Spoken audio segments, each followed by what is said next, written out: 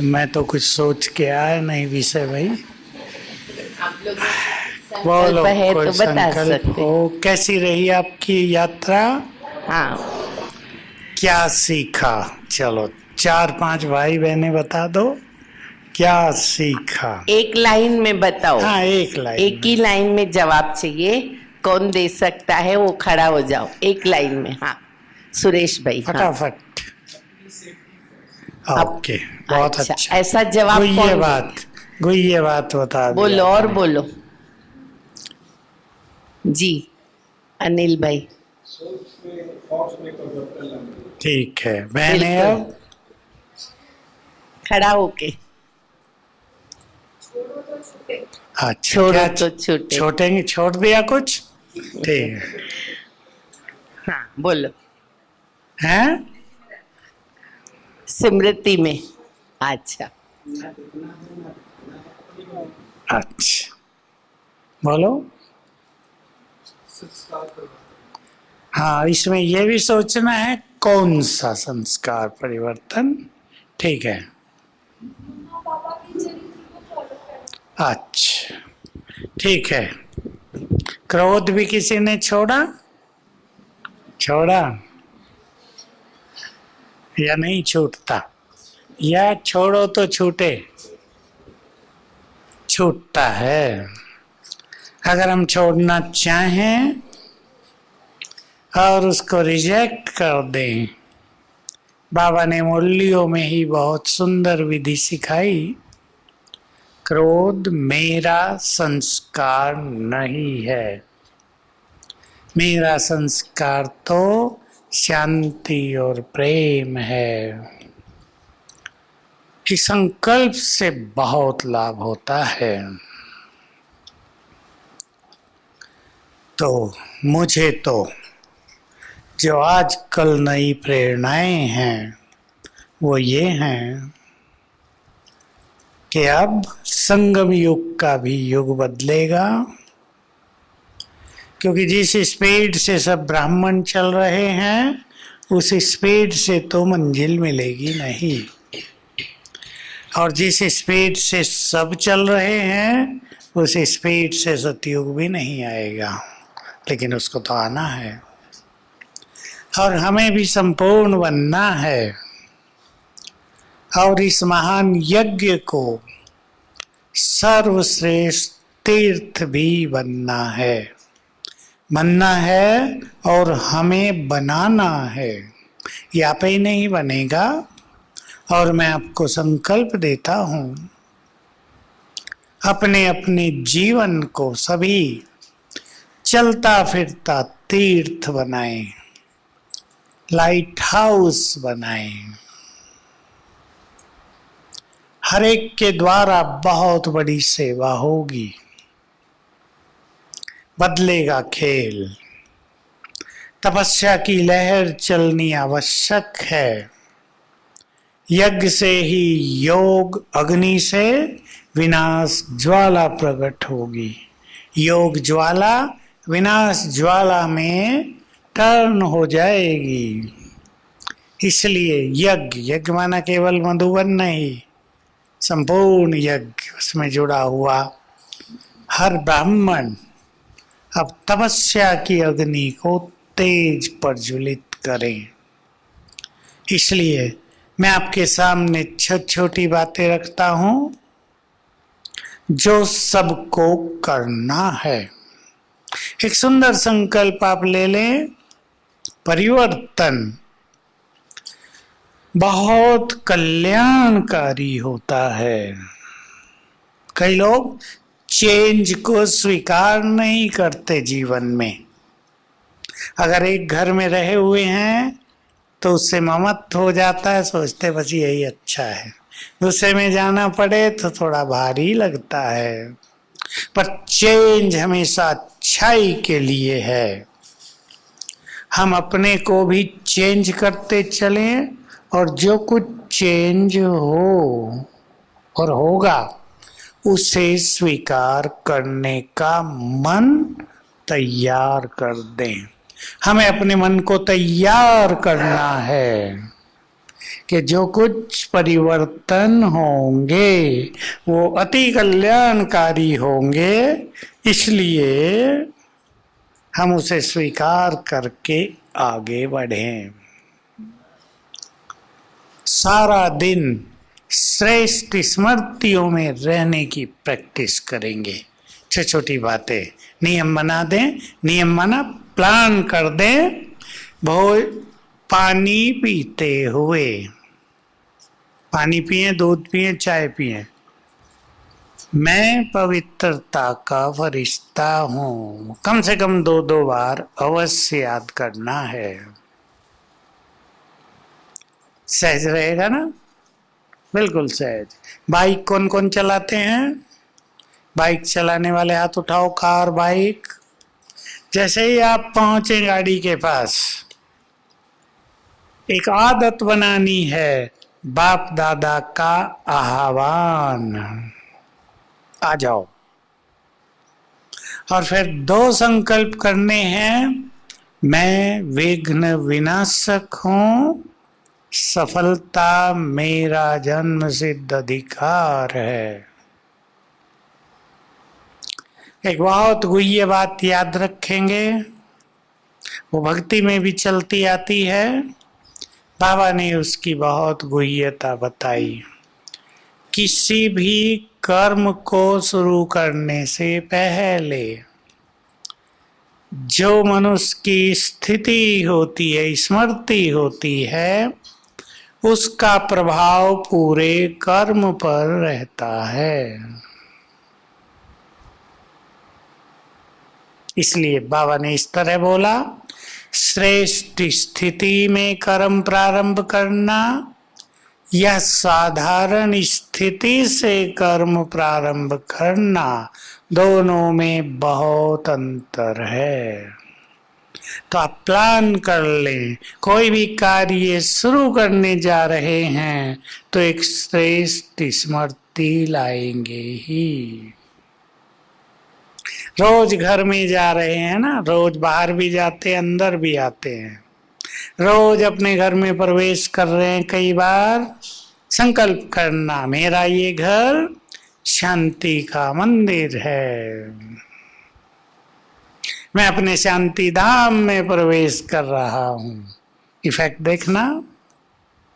मेरा परिवार बहुत श्रेष्ठ है, मेरे परिवार में बहुत प्यार है, ये संकल्प कर लिया करें उठते ही। इसका परिणाम देखना। अपने घर के सभी सदस्यों को जब देखो, 2-3 बार सारे दिन में एक अभ्यास कर लेना, ये सब देवकुल की महान आत्माएं हैं। छोटे बड़े बच्चे, प्रभाव देखना, अलौकिक वाइब्रेशंस हो जाएंगे। ऑफिस में जाते हैं, ऑफिस में पहुंच गए, या आपकी दुकान है, बिजनेस सेंटर है, वहां पहुंच गए, पहुंचते ही याद करना, मैं एक महान आत्मा हूं, और बाबा का आह्वान कर लेना और संकल्प करना, ये सब जो भी आपके साथ काम कर रहे हैं, ये सब बहुत अच्छी आत्माएं हैं, मेरे गुड फ्रेंड हैं। इफेक्ट देखना इस संकल्प का। भोजन खाते हुए बाबा का आह्वान, और बाबा को समर्पित। आपने भोजन दिया है, बहुत बहुत शुक्रिया, आप स्वीकार करो। फिर खाना है, कम से कम 7 बार संकल्प कर देंगे, मैं परम पवित्र आत्मा हूं। भोजन बनाते हुए, कौन कौन अपने घरों में भोजन बनाते हैं? भाई भी हैं। भोजन बनाने का आनंद लेना है, एंजॉय करेंगे इस श्रेष्ठ कार्य को। और ये अच्छी तरह याद रखें, चिड़चिड़ेपन में नहीं, परेशानी की स्थिति में नहीं, थोड़ा भी टेंशन क्रोध में नहीं। क्योंकि भोजन हमारे वाइब्रेशंस को तुरंत ग्रहण करता है, कोई रोक नहीं सकता इस चीज को। जो भी प्रकृति है वाइब्रेशंस तुरंत ग्रहण कर लेती है। मैं बाबा का आह्वान करेंगे और मैं परम पवित्र आत्मा हूँ, ये याद करते हुए भोजन बनाएंगे। जो बहुत अच्छा अभ्यास करते हैं वो ये भी करेंगे कि ऊपर से बाबा की किरणें पड़ रही हैं, मुझ पर भी, पूरे भोजन पर भी। आपका भोजन बहुत सुंदर औषधि बन जाएगा। चलते हुए टीचर कौन कौन है आप में से? लौकिक टीचर हाथ उठाओ, ठीक है। अलौकिक भी उठा दो, कोई बात नहीं। एक उदाहरण के साथ मैं आपको ये क्या विधि करनी है, क्या प्रैक्टिस करनी है बता देता हूँ। एक कुमार जो लेक्चरर है मेरे पास आया, कहा भाई मुझे 1 घंटा जाने में लगता है, 1 घंटा आने में बाइक से। घर में गीता पाठशाला है, मुझे भोजन भी बनाना है, क्लास भी करानी है, पढ़ाना है। जाकर 5 पीरियड लेता हूँ, 9 से 5 ड्यूटी है। मैं बहुत थक जाता हूँ, योग का टाइम नहीं मिलता। मैंने उसे कहा तुम्हारे पास तो बहुत टाइम है योग का।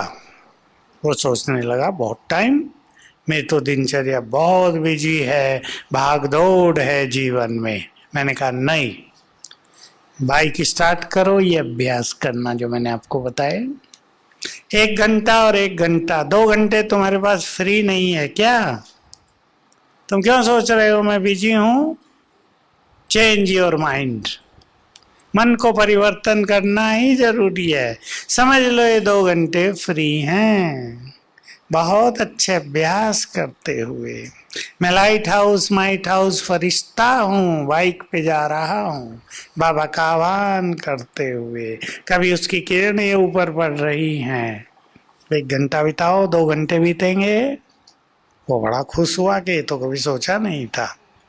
हर पीरियड में, अब जो टीचर्स हैं वो सुन ले, जब अपनी क्लास में आप प्रवेश करेंगे एक स्वमान के साथ, 6 दिन के लिए 6 स्वमान चुन लो। आज आपने स्वमान ले लिया है, मैं इष्ट देवी हूँ। क्लास में प्रवेश करते करते ये याद करते जाना है, मैं इष्ट देवी हूँ। जो भी स्टूडेंट बैठे हैं उनको जाते ही ये सब आत्माएं बैठी हैं, ये बहुत अच्छी आत्माएं हैं। और पीरियड अगर 45 मिनट का है तो कम से कम 3 बार ऊपर से बाबा की किरणें आई, थोड़ी देर, 10 सेकेंड, सारा दिन सुंदर बीत जाएगा। भोजन बनाने के लिए मैंने उसे तैयार कर दिया। 1 घंटा सवेरे, 1 घंटा शाम। 1 घंटा नहीं लगता एक अकेले का, आधा घंटा लगाओ, लेकिन बहुत हल्का हो जाओ। ये नहीं भोजन बनाना है, जल्दी जाना है, 9 बजे जाना है, जल्दी भोजन बना लो, ये नहीं। एंजॉय करो। औषधि तैयार कर रहा हूँ, मन और देह दोनों पवित्र होंगे इससे। और इस अभ्यास से भोजन बनाओ जो मैंने आपको बताया। गीता पाठशाला, योग कराओ, आत्मा देख कर मुरली सुनाओ, सारा दिन योग में बीत जाएगा। और आपको खुशी होगी जब उसने कुछ ही दिन करके मुझे बताया तो कहा मेरा योग तो 8 घंटे हो गया है। जिसको योग का टाइम नहीं मिलता था, 1 मास के अंदर अंदर 8 घंटे हो गया। प्लानिंग की जरूरत है। टाइम सबके पास है, टाइम उनके पास नहीं है जो टाइम को सफल करना नहीं जानते। टाइम उनके पास नहीं है जो अपने कार्यों को ठीक से मैनेज करना नहीं जानते, थोड़े काम में घंटों बिताते हैं। अपने कार्य को वेल सेटल्ड कर देना, ठीक तरह से मैनेज कर देना, सेट कर देना आराम से। और टाइम कॉन्शियसनेस को कम करो। समझो टाइम कॉन्शियसनेस जो मैंने उदाहरण दिया कि 9 बजे स्कूल जाना है, 8 बजे से गति तेज हो गई मन की, 9 बजे जाना है, ये करना है, ये करना है, ये करना है, ये करना। 60 मिनट तो हमारे पास है ना, जो काम हमें करना है वो भी हमें पता है। मन की गति को तेज करने की क्या जरूरत है? मन की गति तेज होती है तो कार्य की गति धीमी हो जाती है। 1 घंटा हमारे पास था, लेकिन काम आधे घंटे जितना ही हो पाया है। और चित्त को शांत करो, 1.5 घंटे का काम 1 घंटे में ही पूर्ण हो जाएगा। तो टाइम कॉन्शियस नहीं, एंजॉय करना है, हर कर्म का आनंद लेना है। मेरे पास अब ऐसे बच्चे भी आने लगे हैं, माँ बाप लेकर आते हैं, हमारा बच्चा क्रिकेट खेलता है लेकिन सफल नहीं हो रहा है, क्या करें इसको? ये सफल होना चाहता है, सेंचुरी नहीं बनती इसकी, कभी नहीं बनी है। मैं उन्हें सिखा देता हूँ, बन जाती है। पहला तो ये, खेल को एंजॉय तो करो। नर्वस हो जाते हैं, बॉल फटाफट आने लगी, ऐसी वैसी आने लगी, घबरा गए, आउट हो गए। आनंद लो, खेल खेल है ना। और हर बॉल पे अभ्यास कर लो, सफलता मेरा जन्म सिद्ध अधिकार है। सफल होने लगे। हमारे संकल्पों में मैजिकल इफेक्ट है, जादू। जितने सुंदर संकल्प होंगे उतना ही सुंदर जीवन होगा। और जो भी काम आप करते हैं उसमें अलग अलग स्मृतियों को जोड़ लेना। अपने कर्मों की एक लिस्ट बनाना। बहुत कर्म हो सकते हैं। मैंने जब ये अभ्यास किया तो 35 की लिस्ट बनाई, 35 कर्म, छोटे भी किए।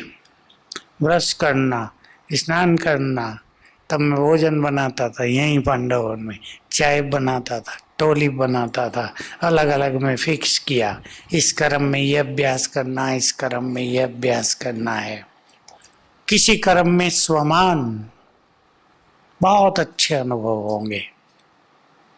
तो एक लिस्ट बनाना बहुत अच्छी। आपको घर में कपड़े धोने हैं, आपको घर में सफाई करनी है, फ्री है आप उस टाइम, चुन लो, फिक्स कर दो। कपड़े धोते समय हाथ से धो रहे या मशीन है, ये अभ्यास करेंगे। बाबा की किरणें पड़ रही हैं। कभी शिव बाबा सिर के ऊपर छत्र है, कभी नीचे मेरे साथ है, वो भी बुला लो उसको, खुदा दोस्त आ जाओ। माताएं मुझे अनुभव सुनाती हैं, मेहमान घर में आ गए, 10 आ गए, अकेली थी काम करने वाली, मैं थकी नहीं, मैं सोचा नहीं कुछ, मैं बाबा को बुलाया, 1000 भुजाओं सहित आ जाओ। अब 1000 उसकी और 2 मेरी का फटाफट ऐसा काम हुआ, मुझे पता ही नहीं चला कैसे हो गया। ये सच्चे अनुभव हैं और ये करने ही चाहिए। हम जानते चले बाबा क्या है, पहचानना उसको बहुत जरूरी है। इंट्रोडक्शन उसका ले लिया, इसका अर्थ ये नहीं हमने उसे पहचान लिया। ये पहचान बहुत छोटी है जो हमें प्राप्त हुई है, पहचान की गुह्यता बहुत बड़ी है। अगर वो कह रहा है मन के सारे बोझ मुझे दे दो, हम देते क्यों नहीं? तुम बेफिक्र बादशाह बन जाओ, मैं हूं ना। कई बहुत हंसी की बात करते हैं। बाबा कहता है ना मैं बैठा हूं, कहा तुम तो बैठे ही रहते हो, करते तो कुछ नहीं। ऐसा नहीं, उसकी उपस्थिति ही सब कुछ करा देगी। लेकिन वो कभी कभी करता क्यों नहीं? आपके बच्चे का गला खराब हो गया, बुखार हो रहा है, आइसक्रीम बहुत प्यार से खाता है, आप भी खिलाते हैं। आज बाजार में उसको लेकर जा रहे हैं, आइसक्रीम बिक रही है और वो रो रहा है, परेशान कर रहा है आपको, आइसक्रीम खिलाओ, आपकी जेब में पैसे बहुत हैं, आप क्यों नहीं खिलाते? वो भी तो परेशान हो सकता है ना, खिला नहीं रहे हैं मुझे। बस यही बात बाबा की है। वो देखता है ऊपर से छोटी सी चीज मांग रहे हैं, मुझे बड़ी देनी है, इसको पूरा हो जाने दो फिर देता हूं। लेकिन हम अगर वहीं उलझ जाएंगे तो न छोटी मिलेगी न बड़ी। इसलिए बाबा को पहचान लें और ये जान लें कि इस समय वो हमें हर तरह से मदद करने के लिए तैयार है। मदद लेनी आनी चाहिए। चिंतन करें सभी, भगवान मदद दे रहा है। हम क्या है, अपनों की तरफ देखते हैं। जो असलियत में अपना है उसकी तरफ लास्ट में देखते हैं। द्रौपदी का उदाहरण है ना, मैं बहुत बार दिया क्लास में। चीरहरण होने लगा, पहले भीष्म पितामह के पास गई, हाथ जोड़े, सिर नीचा कर लिया उसने। फिर द्रोणाचार्य के पास गई, उसने भी सिर नीचा कर लिया। फिर राजा के धृतराष्ट्र के पास उसने भी, पांडवों ने भी। आखिर में याद आया उसको श्री कृष्ण, तुम्हारा ही तो भाई है। तब तक वो याद नहीं था, याद करते ही सामने दिखने लगा। मदद हो गई ना, अगर पहले ही याद कर लेती।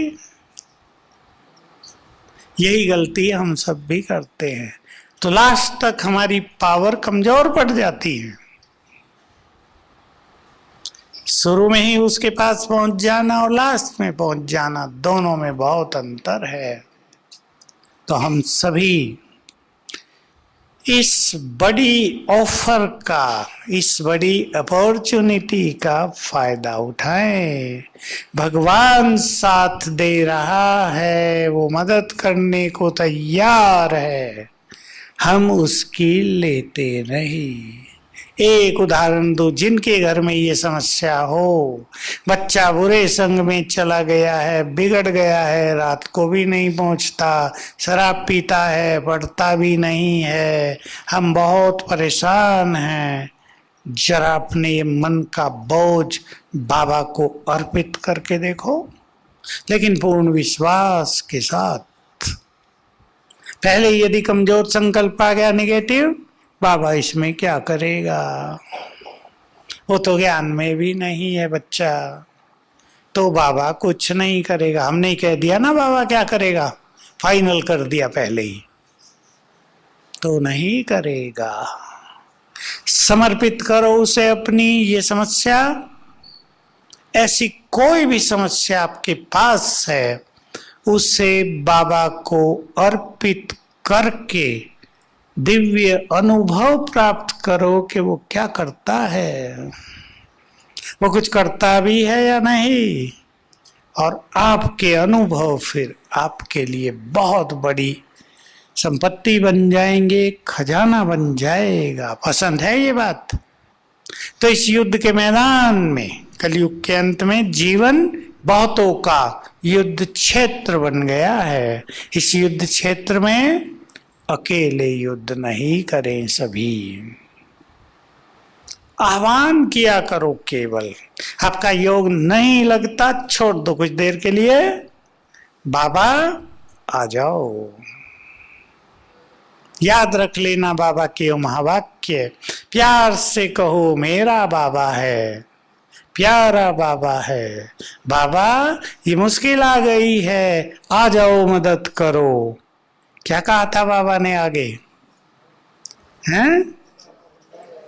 बाबा बंधा हुआ है मदद करने के लिए। बोलो इससे अच्छी कोई बात हो सकती है? भगवान कह रहा है मैं बंधा हुआ हूं तुम्हें मदद करने के लिए। लेना हमें है, इसलिए आपका योग नहीं लगता, छोड़ दो, बाबा आ जाओ। और ये फीलिंग बहुत बढ़ा दो कि वो मेरा है। मेरा बाबा ऐसे ही कहने से काम नहीं होगा भक्तों की तरह, ये कोई मंत्र नहीं है हमारा, वो सचमुच मेरा है। मैं ये बात बहुत बार सुनाता हूँ क्लासेज में, यहीं से मेरा ये नशा प्रारंभ हुआ था। बात तो बहुत पुरानी, 43 साल से भी ज्यादा हो गए होंगे। भट्टी हुई थी मधुबन में एक माताओं की, नीचे हॉल है ना छोटे वाला, वहाँ वही था, बस ये भी नहीं था। तो बाबा आते थे ओपनिंग करने भट्टी की। उन दिनों का छोटा परिवार था ना, 60-70 माताएं आई होंगी। बाबा ओपनिंग करने आते थे और लास्ट में क्लोजिंग। तो बाबा आए और बाबा ने उनसे पूछा, देखो कितनी नशे की बात है, मेरे को तो तब से नशा चढ़ा था। तुम माताएं कहती थी कि हे भगवान, जब इस धरा पर आओ तो हमें अपना बना लेना। भक्ति में ये सब बहुत गीत हैं। मैंने तुम्हें अपना बना लिया है, लेकिन एक चीज वो भी दे दी जो तुमने मांगी नहीं थी। और बाबा पूछने लगे, छोटा क्लास था ना, कोई किसने कहा ज्ञान दिया, किसने कहा प्यार दिया, किसी ने कहा पालना दी, कई उत्तर माताओं ने दिए। बाबा का उत्तर था, दृष्टि दी बाबा ने सबको बहुत गहराई से और बोले, मैं भी तुम्हारा हो गया। और इसके बाद सभा में छा गया सन्नाटा। भगवान कह रहा है, मैं भी। तो हम तो रामायण पढ़ते थे, बहुत पढ़ के आए थे। याद आया मुझे, सुग्रीव और राम की मित्रता हुई। राम ने सुग्रीव को यही कहा था, राजन आज से हम तुम्हारे हो गए, तुमने हमें बिन मोल खरीद लिया। हमने भी भगवान को खरीद लिया है। खरीदा है? नहीं, माताओं की गर्दन नहीं हिली। खरीदा है भाइयों ने, खरीदा है। अब वो हमारा है। बाबा कभी कभी कहा करते थे, बाप पर भी तुम्हारा अधिकार है। अब वो हमारे लिए भगवान नहीं है जिसे हम डरते रहें, जिसके और हमारे बीच में दूरी बढ़ती जा रही हो। अब वो हमारा है।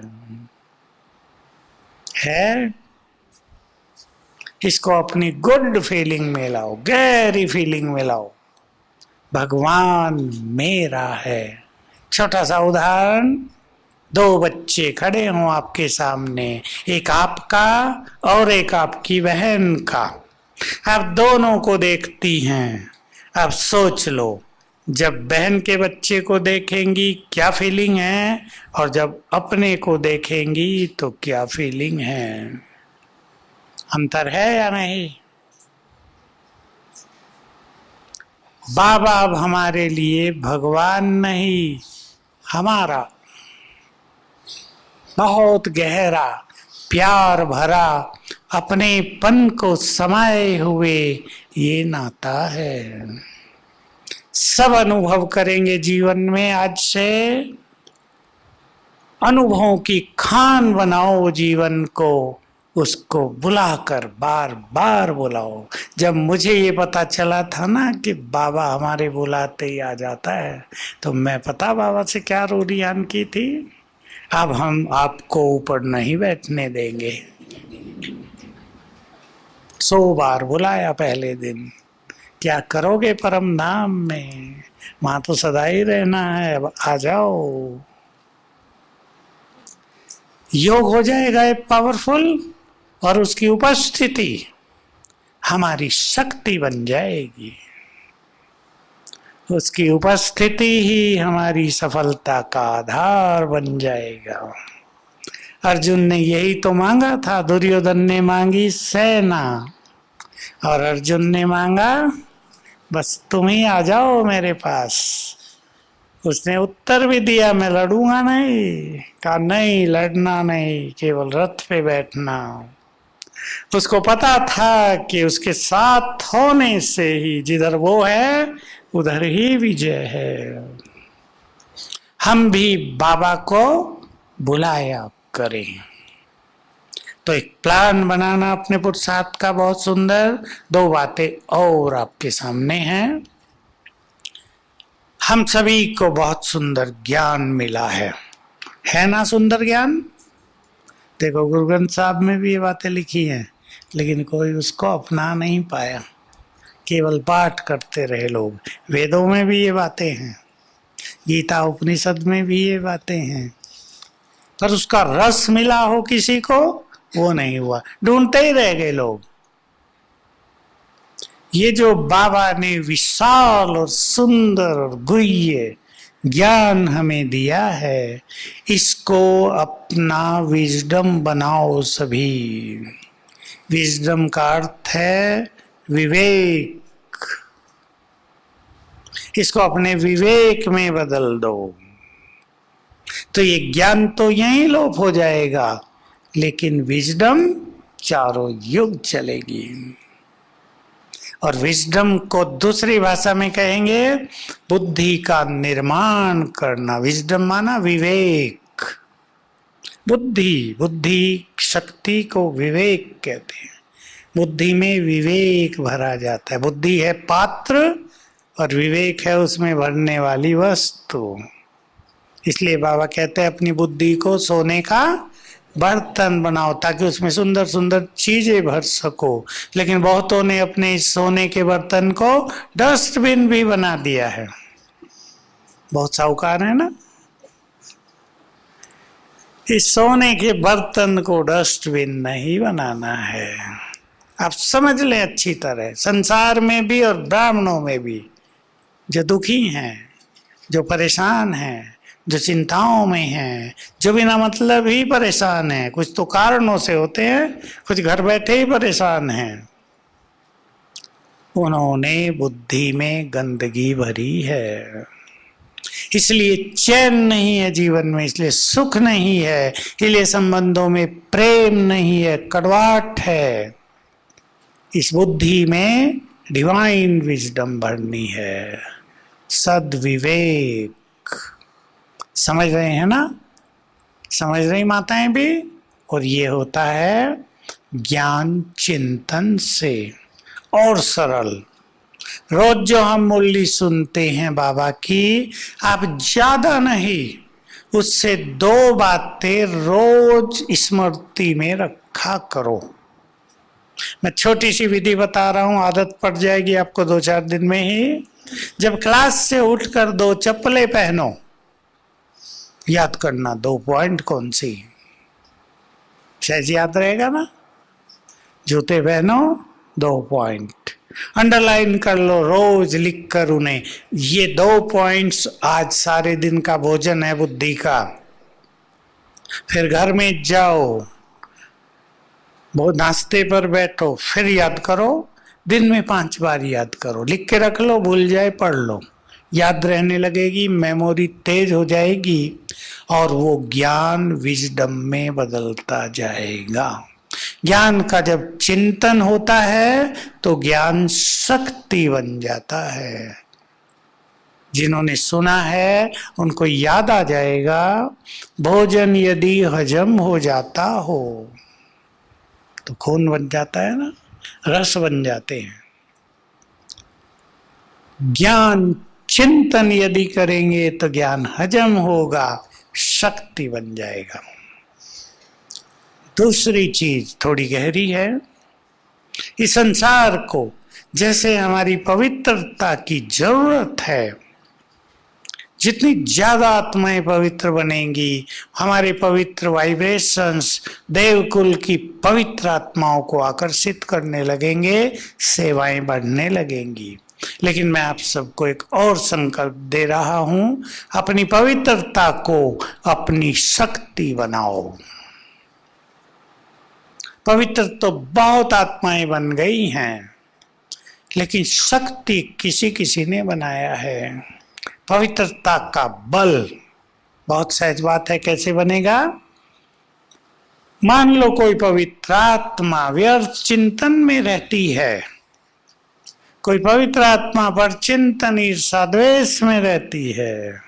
पवित्र तो बन गए लेकिन अब पुरुषार्थ ढीला है, तो उसकी पवित्रता उसके लिए बल नहीं बनती। और जो पवित्रता अपनाने के बाद श्रेष्ठ स्वमान में रहते हैं, ईश्वरीय नशे में रहते हैं, उनकी पवित्रता उनके लिए और संसार के लिए बल बन जाती है। तो सभी अपने पुरुषार्थ की प्रैक्टिकल प्लानिंग करेंगे, ताकि यहाँ जो आपको 3-4 दिन रहने को मिले हैं, ये प्रैक्टिकल अप्रोच आप साथ लेकर जाएं। हो सके तो यहीं कल प्लान बना देना अपने पुरुषार्थ का। और प्लान हमेशा ऐसा होना चाहिए जो बहुत सिंपल हो। ये नहीं यहाँ से नशा चढ़ा और सोचा अब तो रोज 2 बजे उठा करेंगे, और फिर 2 ही दिन उठे, फिर 6 बजे उठने लगे। ये नहीं, प्लान बहुत सिंपल और जो प्रैक्टिकल में सदा के लिए चले। 4 बजे ही उठो, 4 से 5 को इस तरह यूज करेंगे, 5 से 7 2 घंटे, फिर नहाए धोए तैयार होंगे या कुछ करेंगे, ये अभ्यास करेंगे। मुरली के समय ये अभ्यास करेंगे, कर्म के समय ये अभ्यास करेंगे, और सारा दिन ये करेंगे। कम से कम 12, 15, 16 पॉइंट्स में एक प्लान बनाओ।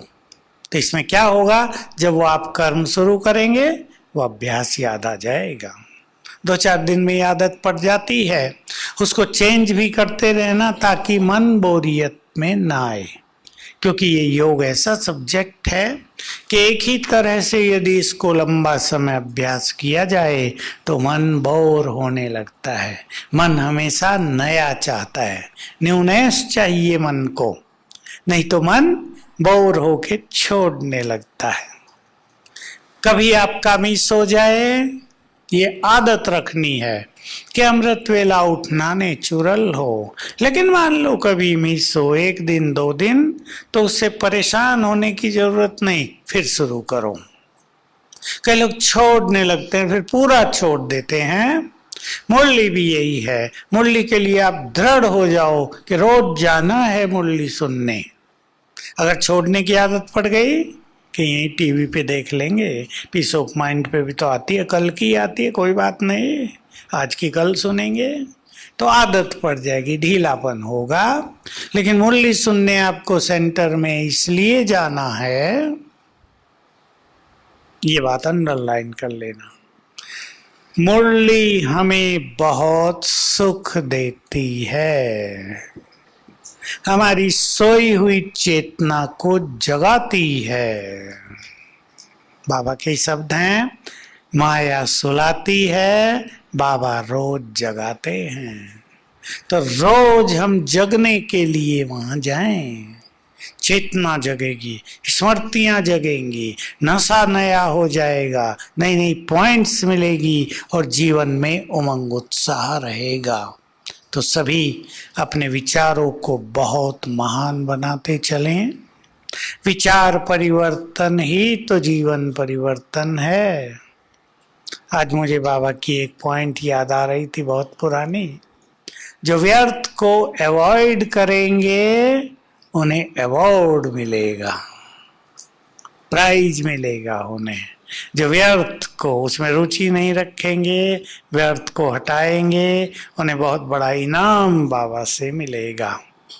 तो आप सभी यहाँ आए, मधुबन में रहने का चांस मिलता नहीं था सबको।